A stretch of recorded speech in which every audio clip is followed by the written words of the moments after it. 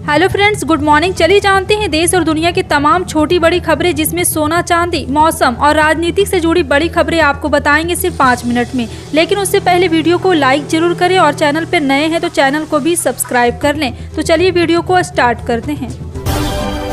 बता दें, इस समय लोकसभा मॉनसून सत्र चल रहा है। विपक्ष लगातार केंद्र सरकार पर कई मुद्दों पर आरोप लगाते हुए दिखाई दे रहा है। मणिपुर हिंसा को लेकर विपक्ष द्वारा केंद्र सरकार के खिलाफ संसद में लाए गए विश्वास प्रस्ताव पर पीएम मोदी जवाब दे रहे हैं। इस दौरान उन्होंने विपक्ष पर करारा हमला बोलते हुए कहा है कि आज मैं देख रहा हूं, अपने को तय कर लिया है कि एनडीए और भाजपा 2024 के चुनाव में पुराने सारे रिकॉर्ड तोड़कर भव्य विजय के साथ जनता के आशीर्वाद से वापस आएगी। पिछले दिनों से विपक्ष इसी बात पर अड़ा था कि पीएम मोदी सदन में आकर चर्चा करे। पश्चिम बंगाल में शिक्षक भर्ती मामले में फंसे प्राथमिक शिक्षा बोर्ड के पूर्व अध्यक्ष मानिक भट्टाचार्य को आखिरकार कलकत्ता हाईकोर्ट से राहत मिल गई है। मानिक को 5 लाख रुपए का जुर्माना नहीं देना होगा। कलकत्ता हाईकोर्ट की खंडपीठ ने गुरुवार को ऐसा आदेश दिया। न्यायमूर्ति अभिजीत गंगोपाध्याय ने मानिक को जुर्माना भरने का आदेश दिया था। उनके आदेश का एक हिस्सा डिवीजन बेंच ने खारिज कर दिया। नतीजा यह हुआ कि मानिक को कोर्ट में थोड़ी राहत मिल गई है। टेट अभ्यर्थी साहिला परवीन शिकायत के आधार पर मानिक पर जुर्माना लगाया गया था।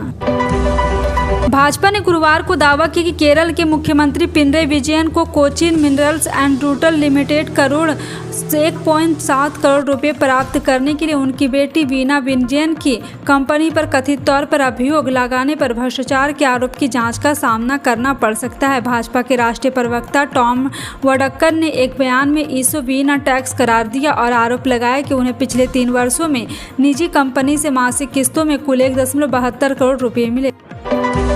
हिंसा प्रभावित मणिपुर के 40 विधायकों ने प्रधानमंत्री नरेंद्र मोदी को पत्र लिखा है, जिसमें उन्होंने कहा है कि राज्य में शांति और सुरक्षा का माहौल बनाने के लिए पूर्ण निरस्त्रीकरण की आवश्यकता है। विधायकों, जिनमें से अधिकांश जातीय मैतेई हैं, कुकी उग्रवादी समूह के साथ सस्पेंशन ऑफ ऑपरेशन समझौते को वापस लेने, राज्य में एनआरसी लागू करने, स्वायत्त जिला परिषद को मजबूत करने की भी मांग की है। गुरुवार को देश और दुनिया में कई ऐसी घटनाएं घटी जिसने सुर्खियां बटोरी। जी हां, आपको बता दें कि एक बार फिर से यहां पे सिंधिया ने अपने समर्थकों के साथ बड़ा उलटफेर कर दिया। वहीं एनडीए सरकार के खिलाफ विपक्ष के विश्वास प्रस्ताव पर लोकसभा में चर्चा हुई। गुरुवार को केंद्रीय मंत्री ज्योतिरादित्य सिंधिया ने कहते हैं कि नफरत को बाजार में प्यार की दुकान खोलेंगे। उनकी दुकान भ्रष्टाचार, झूठ, तुष्टीकरण और अहंकार की। वे केवल दुकान का नाम बदलते हैं लेकिन उत्पाद वही रहता। सिंधिया ने विपक्षी दलों पर तंज कसते हुए कहा, आज मुझे एक कहावत याद आ रही कि नए किरदार आते जा रहे हैं, नाटक वही पुराना चल रहा है। अविश्वास प्रस्ताव पर चर्चा को लेकर लोकसभा में तीखी बहस जारी। इस दौरान प्रधानमंत्री नरेंद्र मोदी ने अधीर रंजन चौधरी पर चुटकी ली। पीएम मोदी ने कहा, सबसे बड़े दल के नेता को बोलने की सूची में नाम ही नहीं था। अधीर बाबू का क्या हाल हो गया, उनकी पार्टी ने उन्हें बोलने का मौका ही नहीं दिया। अमित भाई ने बहुत जिम्मेदारी से कहा, अच्छा नहीं लग रहा, उन्हें बोलने का मौका दिया। लेकिन अधीर रंजन चौधरी गुड़ का गोबर करने में माहिर है। राष्ट्रीय लोक दल के नेता जयंत चौधरी ने कहा कि वह 31 अगस्त और 1 सितंबर को मुंबई में होने वाली विपक्ष गठबंधन इंडिया की बैठक में हिस्सा लेंगे। दरअसल जयंत चौधरी हाल ही में दिल्ली सेवा बिल पर राज्यसभा में मतदान में शामिल नहीं हुए थे।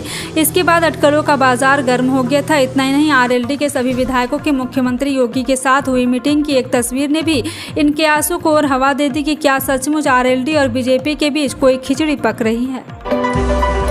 बिहार बीजेपी की कमान संभालने के बाद सम्राट चौधरी ने अपनी नई टीम का ऐलान भी कर दिया। बिहार बीजेपी के 38 पदाधिकारी के नाम की घोषणा की। नई टीम में 12 प्रदेश उपाध्यक्ष, 5 महामंत्री, 12 प्रदेश मंत्री, 1 मुख्यालय प्रभारी, 2 सह मुख्यालय प्रभारी, 1 कोषाध्यक्ष, 2 सह कोषाध्यक्ष और कार्यालय मंत्री और साथ ही साथ 2 सह कार्यालय मंत्री का नाम की घोषणा किया गया है। दुनिया भर में कोरोना संक्रमण ने अपना कहर बरपाया। इसकी कई लहरों ने सैकड़ों लोगों की जान ली। अब इस वक्त ब्रिटेन में कोरोना वायरस का नया वेरिएंट एरिस तेजी से पैर पसार रहा। रिपोर्ट के मुताबिक एरिस ब्रिटेन में उम्रदराज लोगों के अस्पताल में भर्ती होने की वजह बन रहा। इस बीच 10 अगस्त को विश्व स्वास्थ्य संगठन ने भारत सहित दुनिया के विभिन्न हिस्सों में फैल रहे SARS-CoV-2 वायरस को EG 2.5 स्ट्रेन को वेरिएंट ऑफ इंटेंस्ट के रूप में वर्गीकृत किया गया। मणिपुर के पूर्व मुख्यमंत्री और वरिष्ठ कांग्रेस नेता ओकराम ओइबोबी सिंह ने राज्य में जातीय संघर्ष को खत्म करने के उपाय ढूंढने के लिए विधानसभा का आपातकालीन सत्र बुलाने की मांग की। उन्होंने कहा है कि 10 और कांग्रेस 10 समान विचारधारा वाले 10 राज्यपाल और राज्य सरकार पर राज्य में हिंसा को खत्म करने के लिए तुरंत एक आपातकालीन सत्र बुलाने का दबाव बना रहे हैं। अमित शाह ने इंडिया गठबंधन को जरूरी नहीं मजबूरी बताया था। उन्होंने कहा था कि विपक्षी दल इस बिल का विरोध करने पर केवल इस कारण सहमत हुए क्योंकि यदि वे ऐसा ना करते तो अरविंद केजरीवाल गठबंधन छोड़कर चले जाते। उन्होंने ये भी दावा किया था कि दिल्ली सेवा विधेयक पास होने के बाद वे गठबंधन को छोड़कर चले जाएंगे। फिलहाल दिल्ली सेवा विधेयक संसद के दोनों सदनों से पारित हो चुका और केजरीवाल न केवल गठबंधन में बने हुए बल्कि कांग्रेस सहित सभी दलों को विधेयक का विरोध करने के लिए धन्यवाद भी दे रहे हैं। पूर्व प्रधानमंत्री और जनता दल सेक्युलर यानी जेडीएस के चीफ एचडी देवगौड़ा ने संसद में हंगामे पर नाराजगी जताई। उन्होंने गुरुवार को कहा कि लोकतंत्र को तभी बचाया जा सकता जब सभी लोग गरिमा और मर्यादा का पालन करें। कर्नाटक से राज्यसभा के सदस्य एचडी देवगौड़ा ने कहा कि जो भी संसद में हो रहा है उससे वो निराश है। जो भी आज संसद में वो हो रहा है वो सबसे निचले स्तर है।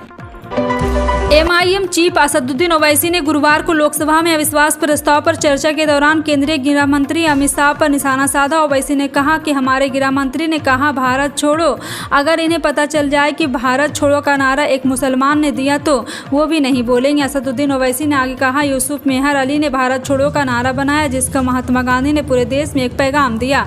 आज कहना चाहिए चाइना भारत छोड़ो। गौ रक्षक मोनू मानेसर जो आज आपका डार्लिंग बन गया उसको बोले भारत छोड़ो। गुजरात से ऑनलाइन ठगी का एक नया और अनोखा मामला सामने आया। इसमें शिकायतकर्ता प्रकाश सावंत ने साइबर क्राइम पुलिस को बताया कि मात्र 100 रुपये के लालच में उससे 12 लाख रुपए की ठगी हो गई।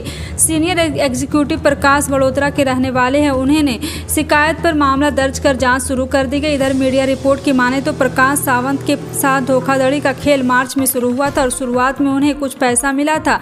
इसके बाद जब उन्हें भरोसा हुआ तो ठगों ने उन्हें लूटकर चूना लगा दिया।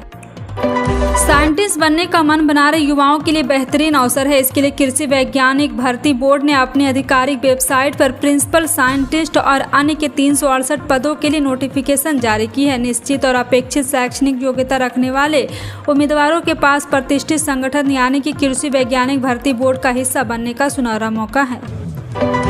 चीन से खतरे के सामना कर रहे जापान ने युद्ध की तैयारियों को तेज कर दिया। इसलिए जापान ने भारत के सुखोई Su-30 MKI लड़ाकू विमान और फ्रांसीसी राफेल लड़ाकू विमान के बाद अब इतालवी वायुसेना के F-35 विमान के साथ युद्धाभ्यास किया। यह पहली बार हुआ है जब इतालवी वायुसेना के S-35 विमान ने जापानी युद्धक विमानों के साथ 21वां प्रांत कोमोसू एयरबेस पर युद्धाभ्यास किया।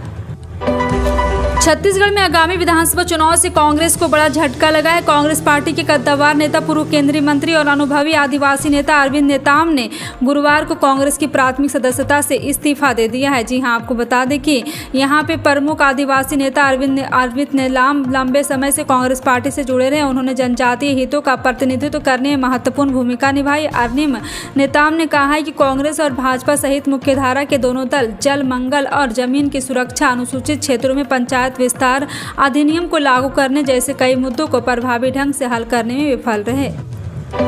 दिल्ली पुलिस द्वारा राजघाट, ITO और लाल किले के आसपास के इलाकों में CRPC की धारा 144 लागू करने के बाद भारतीय पहलवानों ने गुरुवार दोपहर में होने वाली अपनी प्रेस कॉन्फ्रेंसिंग स्थगित कर दी। भारतीय कुश्ती महासंघ के पूर्व प्रमुख और बीजेपी सांसद ब्रजभूषण शरण सिंह के खिलाफ विरोध प्रदर्शन का नेतृत्व करने वाले पहलवान विनेश साक्षी और बजरंग ने घोषणा की थी कि वे गुरुवार को दिल्ली के राजघाट पर एक प्रेस कॉन्फ्रेंस आयोजित करेंगे। सनी देओल की गदर 2 बॉक्स ऑफिस पर शुक्रवार को धमाका करने वाली एक और, जहां एडवांस बुकिंग से ही इस फिल्म ने बुधवार रात तक करीब 10 करोड़ रुपए की कमाई कर ली है। वहीं दिलचस्प है कि बीते 24 घंटे में फिल्म के 1.10 लाख टिकटों की बिक्री हुई है। 22 साल बाद गदर एक प्रेम कथा की सीक्वल फिल्म के सनी देओल कमबैक को लेकर फैंस का उत्साह देखने लायक है। दूसरी ओर अक्षय कुमार के OMG 2 की हालात एडवांस बुकिंग में बहुत अच्छी रही। यह फिल्म अभी 1 लाख टिकट भी नहीं बेच पाई। हालांकि गुरुवार को भी एडवांस बुकिंग की खिड़की खुली हुई है।